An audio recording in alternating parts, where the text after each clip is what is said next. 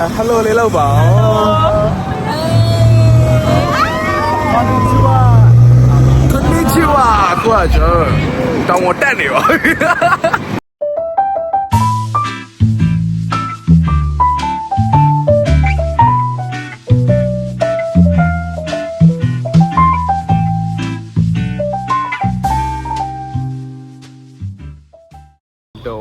ိုကကျွန်တော်တို့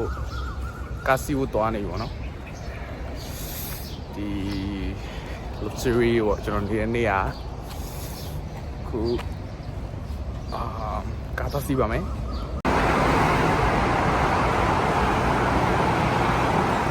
ကကျွန်တော်တို့ဒီဖရရသွားမှာပေါ့နော်ဖရရသွားမယ်ဆိုတော့ဒီ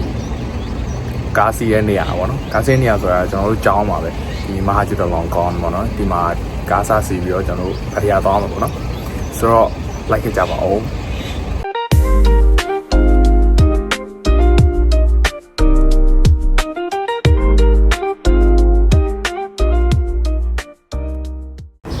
ဒီနေရာကျတော့ဖရရမှာရှိတဲ့ floating market လို့ခေါ်ရပါတော့ဒီနေရာကျတော့ဒီ foreigner တော်တော်လေးကိုကြိုက်တဲ့နေရာပါဆိုတော့ဈေးလည်းတော်တော်လေးများပါတယ်ဈေးတွေများပါတယ်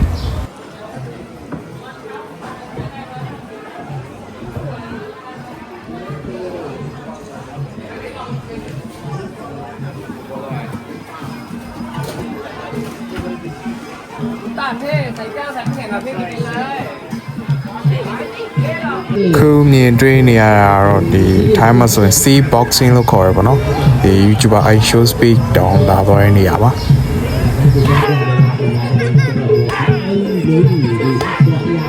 ဒီတို့လောက်ထားတဲ့ဒီချောင်းတစ်လျှောက်ကိုဒီလှေနဲ့လဲသွားပြီးတော့ like ပြီးကြည့်ရှုလို့ရတယ်ပေါ့နော်ကြည့်ရှုလို့ရအောင်ဒီလှေတွေလဲထားပေးရပေါ့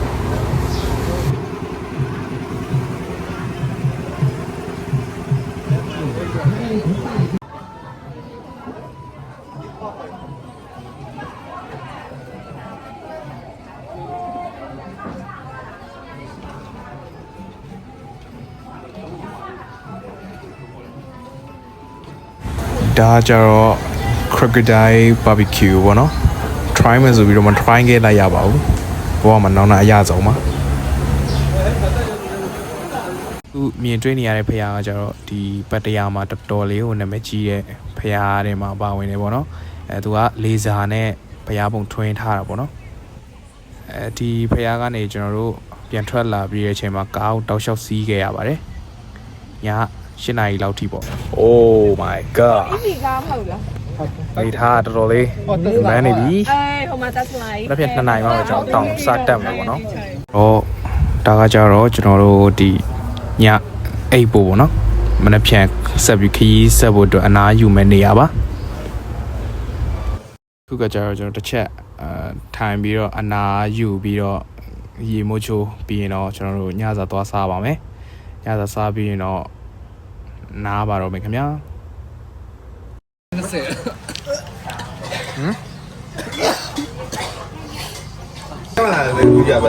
80တသေးသားဘာလို့ငွဲလဲဆိုတော့နော်ပြီးပါပြီ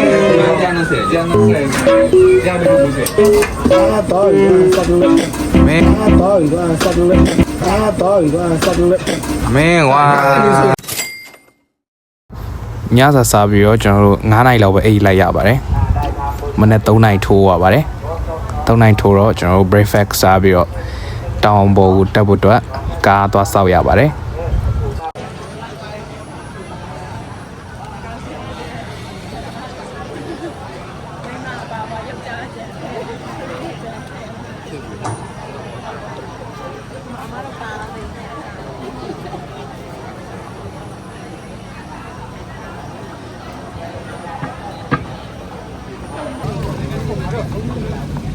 ฮะ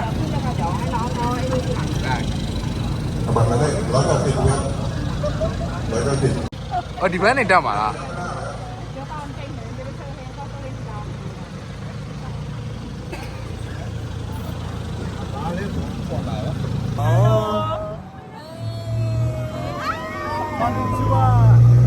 こんにちはကိုကကျွန်တော်တောင်ပေါ်တက်နေပါနေတာတော့လွေးနေပြီကွာ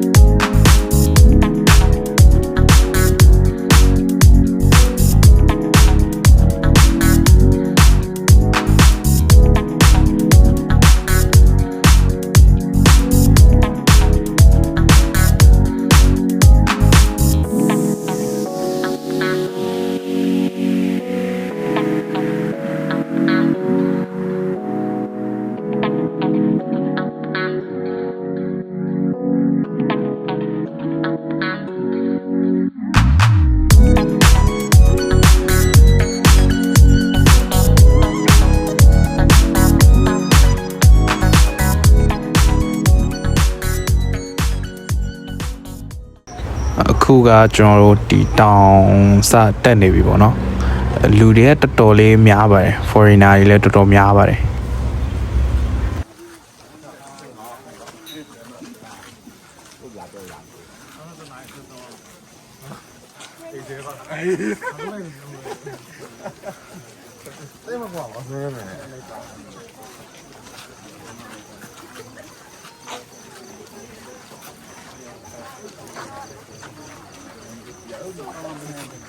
အခုတွေ့နေရနေရကြတော့ဒီခေါင်းလောင်းတွေအများကြီးရှိရပါတော့အရေးအတွက်ကိုတော့ကျွန်တော်သေချာမသိဘူးဒါပေမဲ့ဒီခေါင်းလောင်းတွေကိုကိုယ်မှရှိတဲ့အကျွေးသေးတွေနဲ့တစ်ချက်ချင်းစီခောက်ရမယ်ဆိုရင်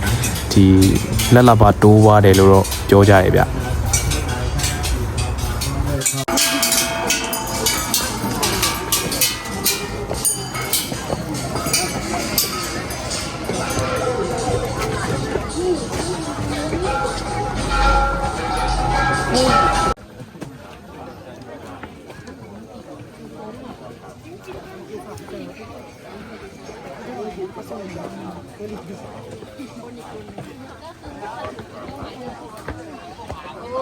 ကျွန်တော်လုံးဝဒီခရီးတဲ့ရအများကြီးပဲ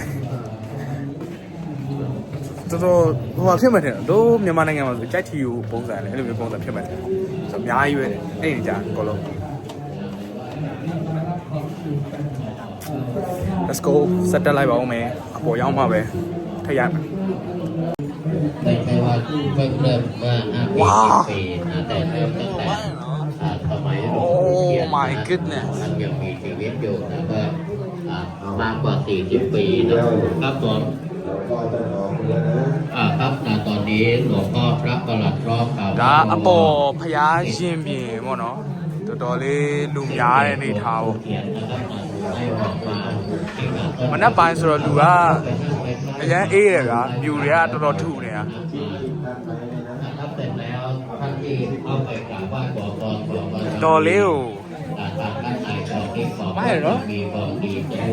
นะครับทุกคนเลยนะค ကြို รับ က်တီယိုလို့ဖြစ်နေတာတကယ်ဒါကတော့ဟိုအပေါ်ပေါ့နော်တောင်ထိပ်ပေါ့တောင်ထိပ်ပေါ်ရောက်ပြီပေါ့တော်တော်ရှောက်ရတယ်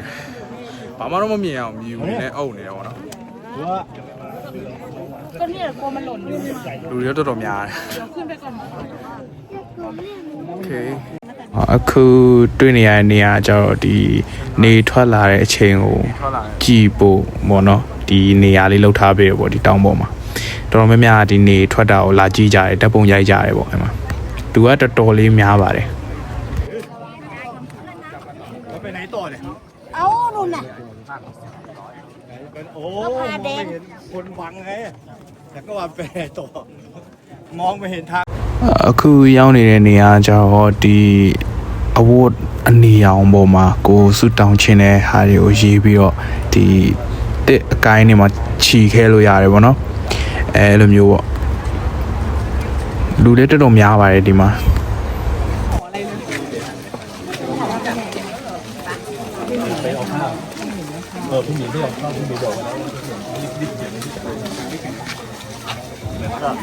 အားကြတော့ပြန်ဆင်းတော့မယ့်အချိန်ပေါ့နော်တစ်ချက်ထိုင်ပြီးနားနေပြီးတော့ခဏနေကြရင်အောက်ပြန်ဆင်းသွားတော့မယ်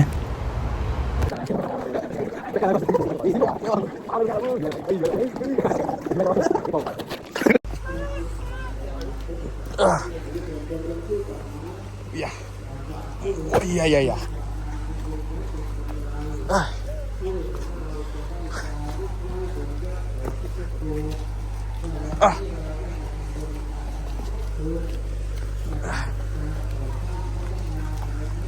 สาธุนะสาธุร่วมบุญมา100 บาท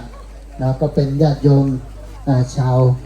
พี่น้องชาวเมียนมานะชาวเมียนมาก็ได้มาอยู่ที่ประเทศไทยนานแล้วนะมีธุรกิจใหญ่โตมาทำบุญร่วมบุญ100 บาทยกลงชื่อนะหรือลงชื่อหน่อยไหมสำหรับโยมที่ไม่ประสงค์ออกนามร่วมบุญมาอีก100ก็รับเวสสุวรรณไปนะ ကြံသေးလား โยมว่าไง ကြံသေးတယ် โยมอนุโมทนา ခန်းစားချက်လေတောင်းတရတယ်ပြောဖို့ကောင်းအာကဲအဂျူရီ โอเคကိုစိုးလင်းဒါကြတော့ဒီတောင်အောက်ရောက်ခန့်နီးမှာပေါ့နော်ဒီထိုင်းနိုင်ငံတော်သချင်းဖွင့်လို့အကုန်လုံးရက်နေတဲ့နေထားပါပေါ့နော်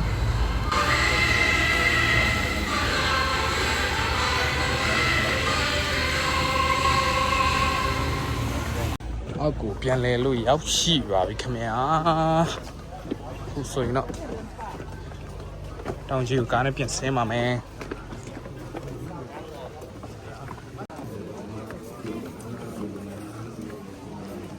အဲကျတော့ဒီတောင်ကြီးကိုပြန်ဆင်းဖို့ကားစီးရမယ့်နေရာပေါ့နော်စောင့်နေတဲ့လူတွေတော်တော်များပါတယ်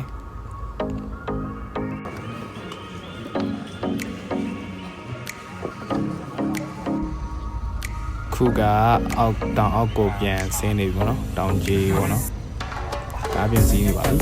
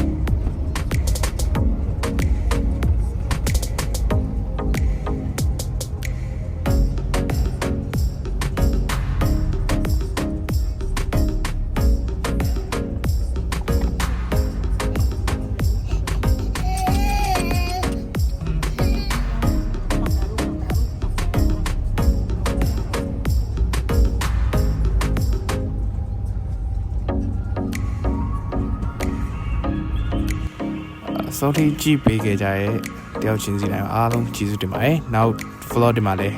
ပြန်ပြီးတော့ဆုံတွေ့ကြရအောင်နော်